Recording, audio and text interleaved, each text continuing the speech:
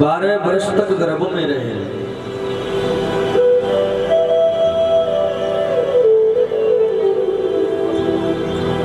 और 12 वर्ष तक गर्भ में ही तपस्या की थी।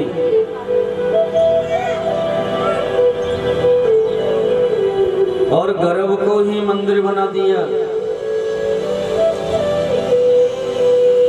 गर्भ में ही ठाकुर जी ने उनको दर्शन दिया।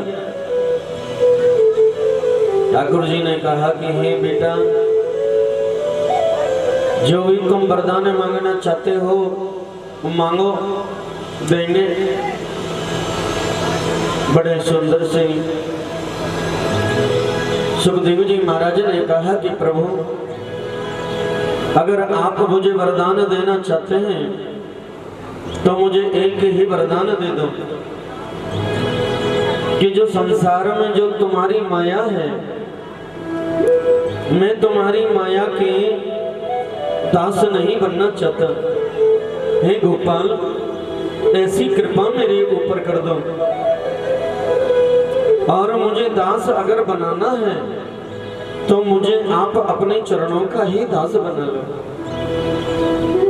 मेरे गोपाल बड़े प्रसन्न होंगे और तथास्तु कहकर के उनको वरदान दे दिया। ययं प्रजंतना मनो पित कृतम द्वैपायनो विरह कातर आजुहा।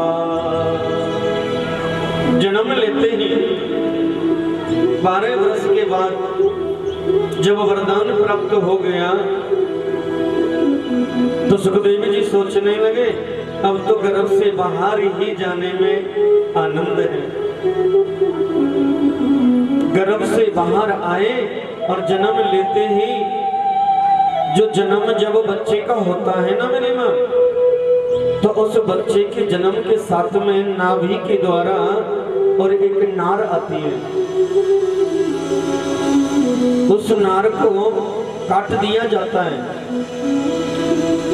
लेकिन उसने अपनी नार को कंधे पे रखा और 4 अंगुल की कूपन लंगोट लगा करके सुबन की तरफ जाने लगे।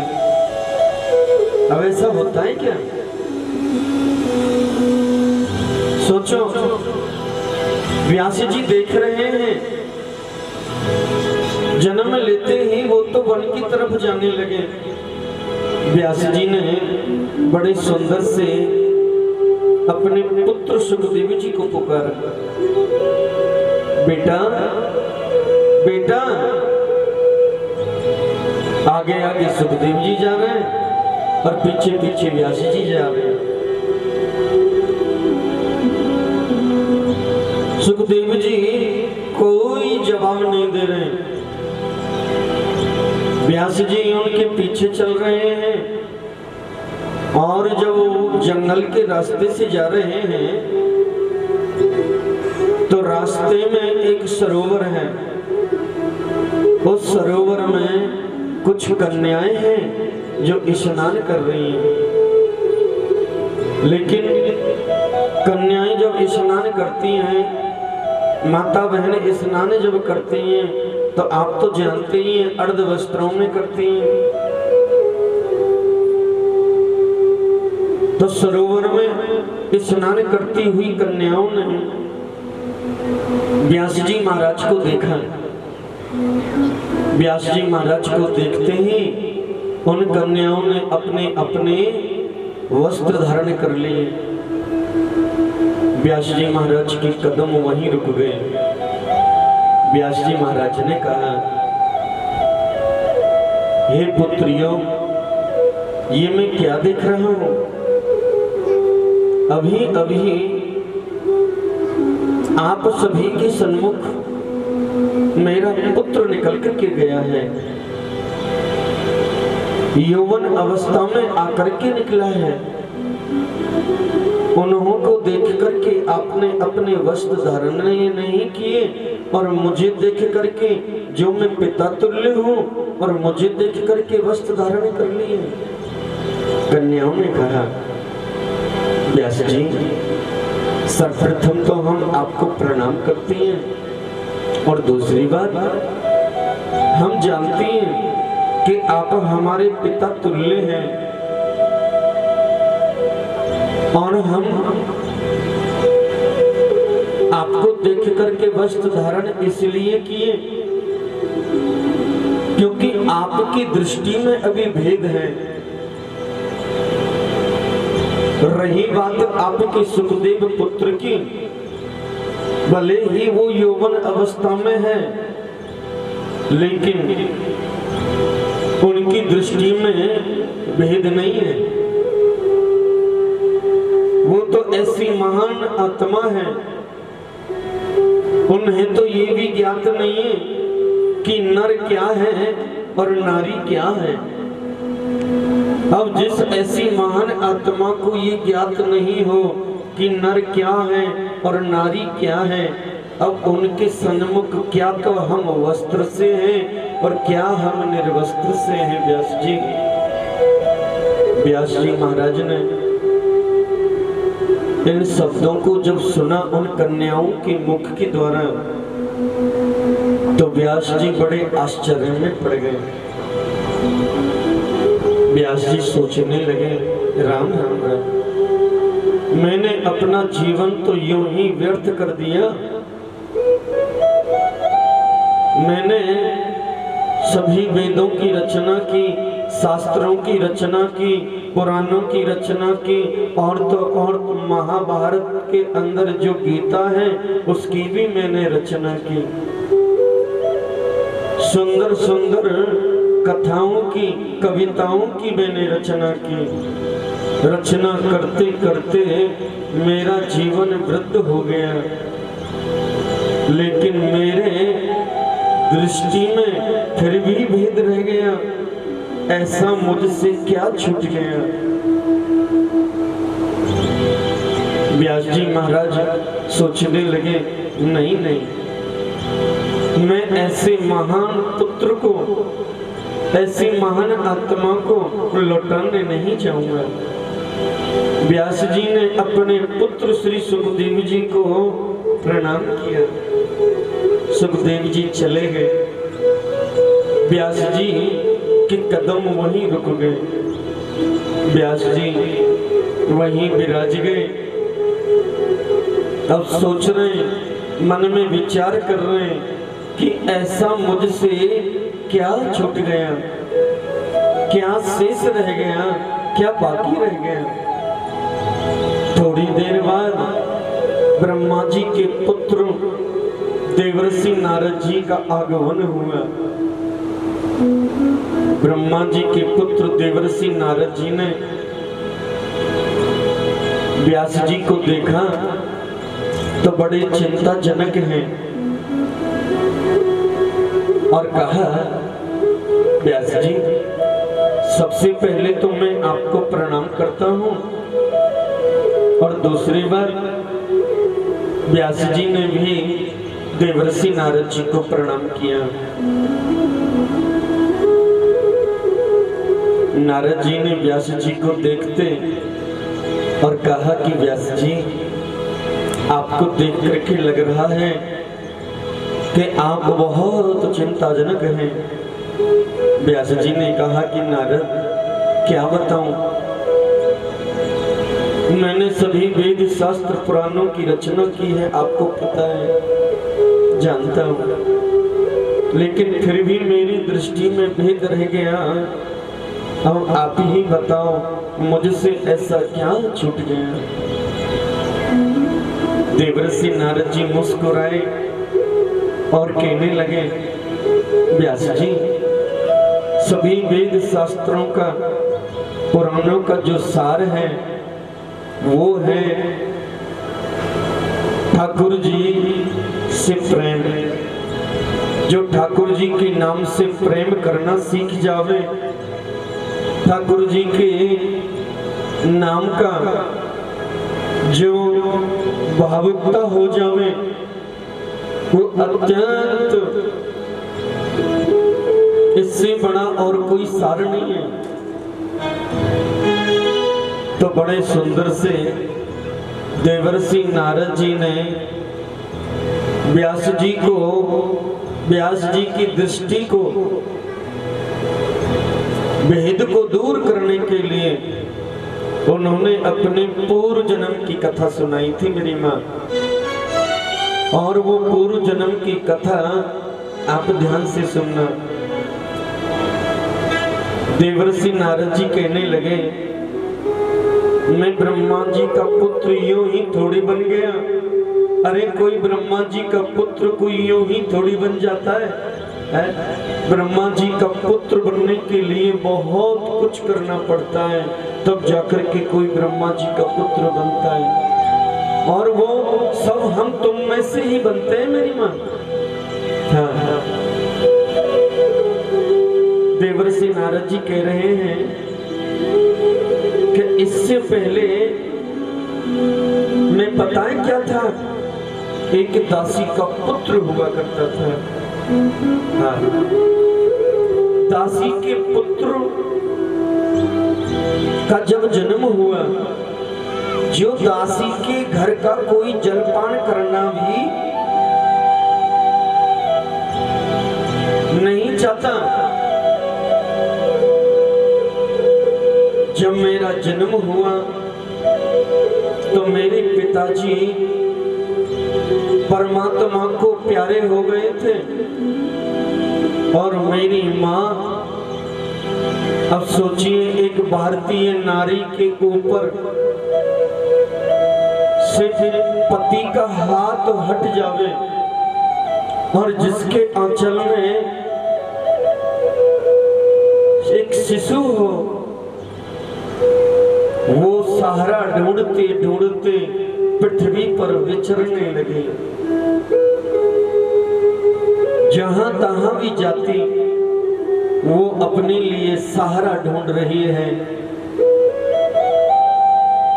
जेठ का महीना हो, सूर्य का तपन हो और दूर दूर तक कोई वृक्ष भी नजर नहीं आ रहा हो और सूर्य की तपन से बालू भी बहुत तप रही हो, नीचे से वो जीव बालू से तप रहा है और ऊपर से सूर्य की किरण से तप रहा है। अब वो जीव क्या करेगा? वो इधर उधर कोई वृक्ष ढूंढेगा और उस व्यक्ति को, उस जीव को जहां वृक्ष मिल गया हो, जो ऊपर नीचे से तप रहा हो, तो उसे आराम मिल जावे। सोचिए उसे कैसा महसूस हो रहा होगा। ऐसे तपते हुए जीव को एक वृक्ष की छाया मिल जावे। उसी प्रकार वो माँ मुझे अपनी गोद में लेकर के और पृथ्वी पर विचर रही है। विचरते विचरते आश्रम ढूंढ रही है। आ माने नहीं, श्रम माने श्रम, मेहनत। आश्रम, आश्रम किसको कहते? जहाँ कोई संसार का ताप हमें कष्ट न देता हो, जहाँ हमें कोई आदि व्याधि जो हमसे परे हो, वो आश्रम कहलाता है मेरी माँ। और वो ढूंढते ढूंढते एक ऋषियों के आश्रम में पहुंच जाती है, जहाँ सभी ऋषि गृहस्थ ऋषि हैं, सभी की पत्नियां हैं, सभी के बच्चे संतान आदि हैं। और वो ही माँ अपने पुत्र को लेकर के ऋषियों के आश्रम में पहुंच गई। ऋषियों को प्रणाम किया तो ऋषियों ने कहा, आइए पुत्री, आपका स्वागत है।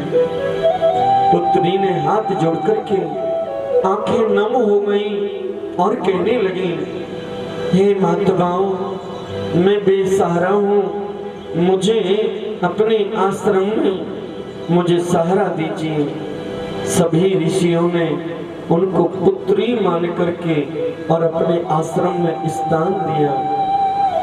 अब आश्रम में जो ऋषिगण हुआ करते हैं वो क्या करते हैं, ठाकुर जी के नाम का कीर्तन किया करते हैं। मेरी माँ, आज दादा दादी, माता पिता, भाई बंधु अपने घर में कीर्तन करेंगे तो छोटा बच्चा भी, आपका नाती पंथी, वो भी बैठ करके कीर्तन करेगा। तो उसी प्रकार सभी संत जब कीर्तन किया करते थे तो संतों के साथ में जो दासी का पुत्र था वो भी कीर्तन किया करता था।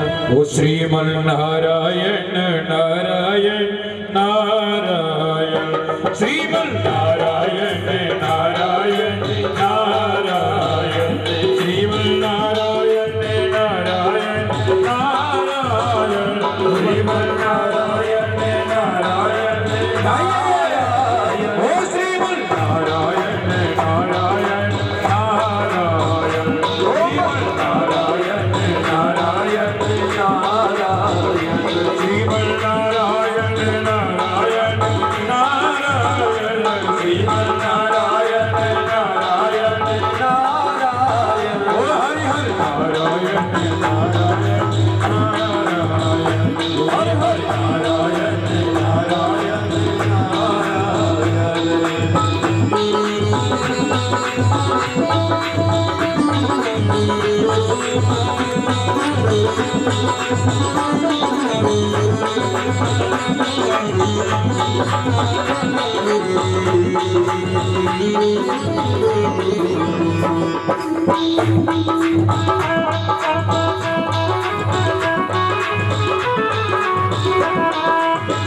जो नारायण नाम लेते, जो नारायण नाम लेते, सभी का दोनों हाथों की ताली बजा करके, जो नारायण नाम लेते, जो नारायण नाम लेते, माता पिता कुल नारायण, हरि हरि माता पिता कुल नारायण, नारायण नारायण नारायण, श्रीमन नारायण नारायण नारायण, ओ श्रीमन नारायण नारायण नारायण। कीर्तन हुआ करता था और जब कीर्तन होता था तो वो छोटा बच्चा रामदास, महात्माओं ने उनका नाम रख दिया रामदास। अब कोई अपना नाम होता है तो किसी का नाम है हनुमान, और वो संसार को छोड़ करके मन के अंदर वैराग्य हो गया हो और वो संत जब बन जाता है तो वो अपना नाम के पीछे दास लगा लेता है। क्या हो जाता है? हनुमान दास। तो ऐसे ही उनका नाम रख दिया महात्माओं ने रामदास। नाम भी रामदास हो गया और मेरी माँ मन भी रामदास हो गया। आओ, महात्मा रोज कीर्तन करते थे तो बहता हुआ जल और रमता हुआ जोगी, जहां से जोगी कोई संत रम जाए, जहां से निकल जाए, उनके चरण कमलों से, उनके दया उदारता दृष्टि से, जिनके ऊपर उनकी दृष्टि उदारता पड़ जाए तो उस जीव का उद्धार हो जाया करता है। ये आज राजस्थान है, जयपुर क्षेत्र है, नीदड़ के अंदर आपके लोधाओं की जो ढाणी है, अगर यहाँ आपकी सभी जमीन जो खेती है, अगर यहाँ से एक नहर होती, उस नहर में जल बहता हुआ होता तो यहाँ की जमीन सोना उगलती, सोना पैदा होता, जो भी तुम चाहते वो हरी भरी रहती, कभी सूखती नहीं। तो जहां से जल जाता है, जहां से जल बह रहा हो, जहां नहरें जा रही हो, जहां नहरों में जल बह रहा हो, वहां की इर्द गिर्द की भूमि बिल्कुल हरी भरी और प्रकृति इतनी सुंदरता खिल जाती है, उस पृथ्वी का श्रृंगार हो जाता है। रमता हुआ जोगी और बहता हुआ जल जहां से भी गुजरता हुआ जाए, वो सबको आनंदित कर जाता है। तो प्यारे, आज महात्मा जो होते हैं, वो संत जो होते हैं, वो एक जगह इस तरह नहीं हुआ करते, वो तो रमते हुए होते।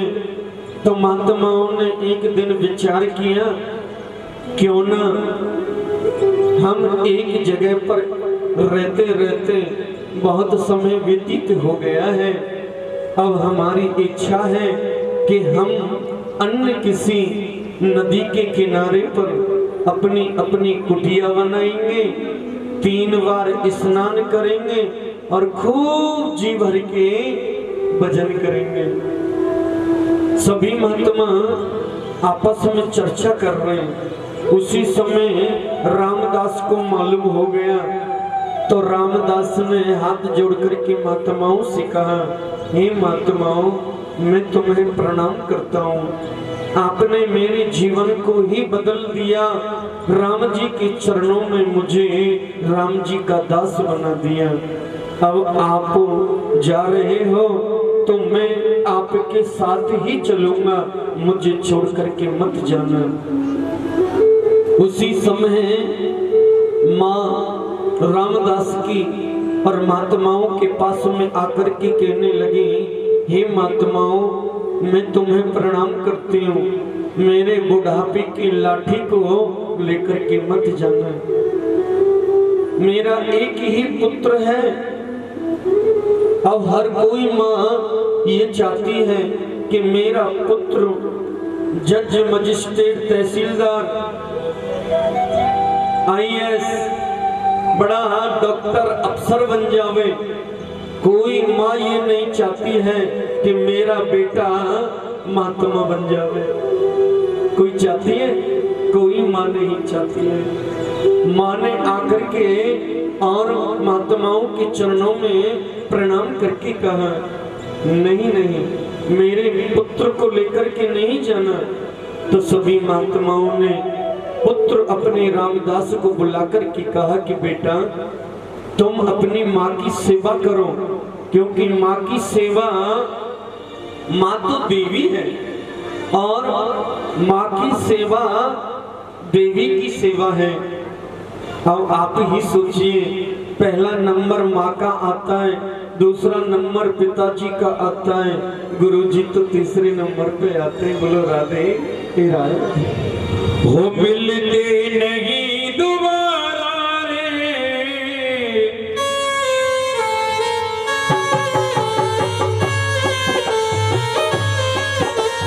सभी गाई दोनों हाथों की तरफ जा करके, वो मिलते नहीं दोबारा रे, हर माता पिता की सेवा मिलते नहीं दोबारा रे, हर माता पिता की सेवा, हर ले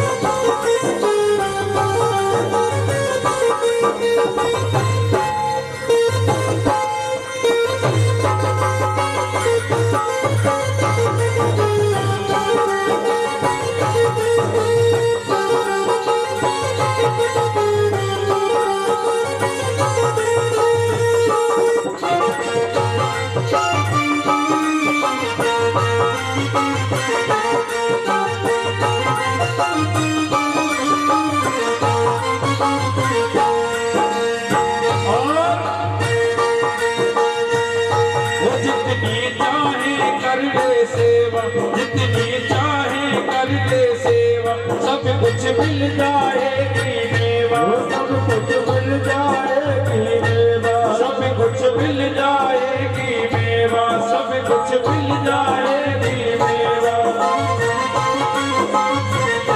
यही है धर्म हमारा रे,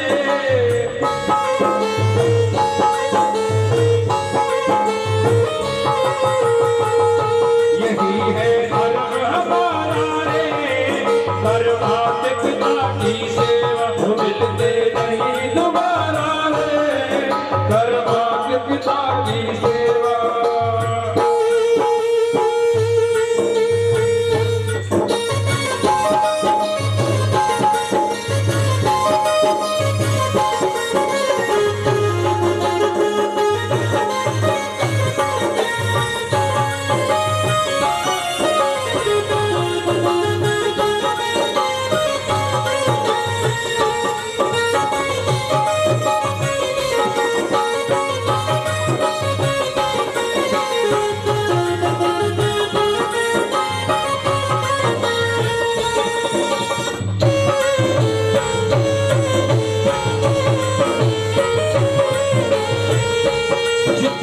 तीरथ दुनिया भर में सब कुछ होए अपने घर में, जितने तीरथ दुनिया भर में सब कुछ होए अपने घर में। वही आनंद गंगाधारा रे,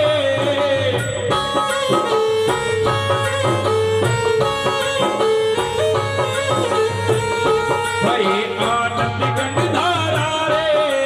कर मां के पिता की सेवा मिलते नहीं दोबारा रे, कर मात पिता की सेवा मिलते नहीं दोबारा रे, कर मात पिता की सेवा कर ले मात पिता की सेवा, कर ले मात पिता की सेवा मिलते नहीं दोबारा रे, कर मात पिता की सेवा मिलते नहीं दोबारा रे, कर मात पिता की सेवा कर ले मात पिता की सेवा, कर ले मात पिता की सेवा।